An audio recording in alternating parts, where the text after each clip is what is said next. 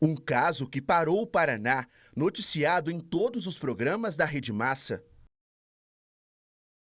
No início, a vítima, uma atleta campeã de fisiculturismo, teria se jogado do 31º andar desse prédio, no centro de Curitiba.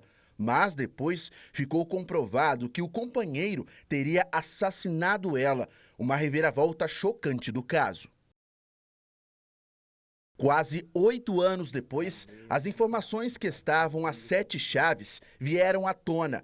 A justiça derrubou o sigilo e abriu a caixa de Pandora. Sabiamente foi levantado esse sigilo, né? E não existe mais sigilo. A comunidade, a sociedade paranaense, a sociedade brasileira pode acompanhar agora de maneira muito mais próxima e devida, inclusive, o julgamento desse caso. Com a quebra do sigilo, nós tivemos acesso a depoimentos e documentos importantes do caso. Descobrimos através dessa testemunha que Renata Mugiati já sofria violência nos primeiros 3 meses de namoro com o médico Rafael Sus. O empresário conta que presenciou um lado do médico que o assustou. Eu acabei convidando ele para ir, né? Para passar o Réveillon comigo e tal. E daí, nesse momento, é que eu fui conhecer um outro lado que realmente eu fiquei muito chateado e envergonhado até perante as outras pessoas que estavam dentro da minha casa. O fato mais importante, eu acredito que foi o dia que eles começaram a discutir no quarto e o Rafael começou a falar palavrões, assim, até bem obscenos, e a minha filha de 8 anos estava no quarto ao lado, na parede, assim, eles conseguiram escutar. E foi aí que eu fiquei assim extremamente chateado, né? Pelo fato da forma com que eles falaram. E além de todos os palavrões que ele falou, a minha esposa ainda escutou ele dar um soco nela. Não foi um soco, foi um soco grosso, assim, vamos dizer. Não é um tapa, não foi um tapa, foi um soco. Eu acredito que tenha sido um soco nas costas, no peito, porque não tinha nenhuma marca no rosto dela no outro dia. E uma outra situação que também me deixou bem intrigado foi no momento em que ela estava passando algumas mensagens no Réveillon, e ele pegou e pediu o celular dela, e ela falou, não, eu não vou te passar, porque o celular é meu, eu estou passando mensagem para meus amigos aqui, desejando um feliz ano novo. E bem nessa hora que eu estava do lado dele, ele falou assim, ou você me dá o celular, eu vou te meter a mão. Então, esse tipo de coisa eu não tolero.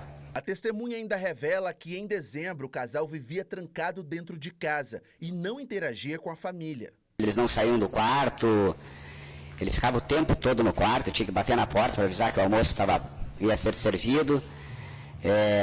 Daí chegava a noite, a gente fazia um churrasco e tal. Eles simplesmente, a gente ia para a praia, batia na porta, a gente está indo para a praia. Eles não iam. O empresário chega a relatar também que antes das agressões físicas, Rafael questionou por que Renata não queria ter relação sexual com ele, dando a entender que o médico estaria forçando a situação, algo que pode ser encarado como tentativa de estupro. Minha esposa estava no quarto ao lado e ele começou a gritar com ela e falar para ela que ele tinha um grande, que ele tinha um duro, grosso, e que por que ela não queria para ele, sendo que a minha filha de 8 anos estava no quarto ao lado. E ela só resmungava, eles não conseguiam escutar o que a Renata falava, e depois desses momentos de discussão, eles escutaram esse soco grosso, né? Que foi uma pancada, e ela começou a chorar. Não desconfiava que ele era desse jeito, que se eu imaginasse que ele era assim, eu jamais convidaria. Ou seja, eles já presenciaram essa forma de tratamento do Rafael com a Renata. Isso nos 3 primeiros meses de namoro, né?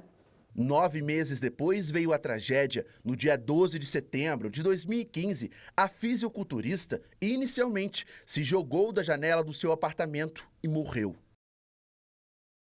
O laudo inicial do Instituto Médico Legal apontou que ela morreu com a queda do prédio, mas outros exames revelaram ao contrário. Aí descobriram então que, na verdade, Rafael havia comprado um médico legista. A gente descobre, então, por meio da belíssima investigação que foi feita, que ele teria pago para o médico legista para dar um laudo falso. Vem, depois disso, um laudo com 4 médicos legistas que atestam que ela foi asfixiada. Ou seja, quando ela foi atirada na janela, já estava morta. Por fim, na conclusão, os 4 médicos que assinaram o documento concluíram ainda que a vítima tinha marcas de violência no corpo que eram antigas e também recentes. Durante o processo, ele agrediu a mãe do filho dele. Rafael é tido como frio e calculista. Horas depois dele assassinar a companheira, chegou a convidar mulheres para beber no próprio apartamento onde o crime aconteceu. A gente não tem nem palavras para dizer o monstro que ele é. Que ele convida pessoas, ele convida mulheres, ele entra num site de relacionamento, o Google, para procurar sites de relacionamento para achar mulheres para ir. Isso às 5 horas da tarde, no mesmo dia que ele tinha matado ela. A história foi confirmada por uma ex-companheira do médico. Tivemos acesso também ao depoimento dela. A também testemunha ficou com o Rafael durante 1 ano. A mulher contou que no início do relacionamento o homem era tranquilo, mas em pouco tempo ele já se mostrou uma outra pessoa.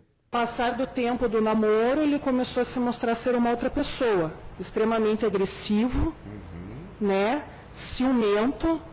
Inclusive, ele tinha ciúmes até do meu padrasto, de chegar perto de mim. Aí, nessa briga que nós tivemos na casa dele, ele chegou por trás de mim e me enforcou assim. Com o braço? Com o braço. E eu desmaiei. Certo. E eu só acordei no dia seguinte, na cama dele, ele estava deitado no meu lado. Uma outra agressão aconteceu numa boate, onde supostamente a mulher teria sido dopada por Rafael. Eu não sabia o que estava acontecendo, eu não sabia nem como é que eu tinha ido parar no carro. E quando nós começamos a discutir, ele me empurrou. Quando ele me empurrou e eu caí, quando expulsaram ele do lugar, na hora que eu saí, a gente começou a discutir e novamente ele me enforcou. A vítima então terminou o relacionamento. Ela revelou que tomava remédios antidepressivos que eram dados por Rafael. Ao se consultar com outros médicos, descobriu o pior. E ele comprava e me dava. Ele ministrava o medicamento para mim. O que os médicos falaram para a senhora? Eles estavam te drogando. Rafael Susmarques foi preso 4 vezes pela polícia. Nas 3 primeiras, ele sempre conseguiu um jeitinho, uma brecha na lei para escapar da cadeia. Mas na última, em 2019, com a ajuda da produção da Rede Massa, ele foi preso e ficou de vez no presídio estadual. No próximo dia 8 de fevereiro, Paraná vai dar início a um júri que pode durar dias. A promotoria e os 2 assistentes de acusação esperam conseguir fazer a justiça que a família e os paranaenses esperam. Conclamamos a sociedade que acompanhe isso fisicamente, presencialmente. Né? É uma forma aliás, a única em direito admitida de se dar uma resposta. Né? A própria vítima Renata, a família dela que sofre demais nesse caso, vítimas de outros crimes similares, sabemos que existem diversos, assim como chamar a atenção da sociedade para esse problema tão grave, tão atual e que parece sem solução muitas vezes, que é a violência contra a mulher.